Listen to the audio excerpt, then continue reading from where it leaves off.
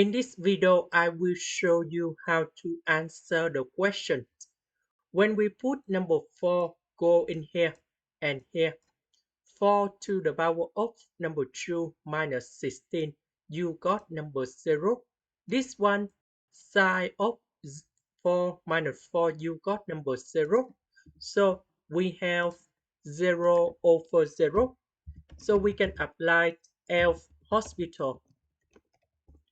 That means we need to do first derivative on numerator and denominator.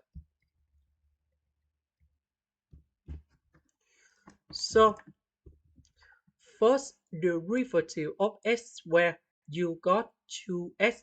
This one you got number 0. This one we have like this. That is about the chain rule of derivative. So we have number 1. This one you got number 0. Now we put number 4 go in here and here. So we have the final answer.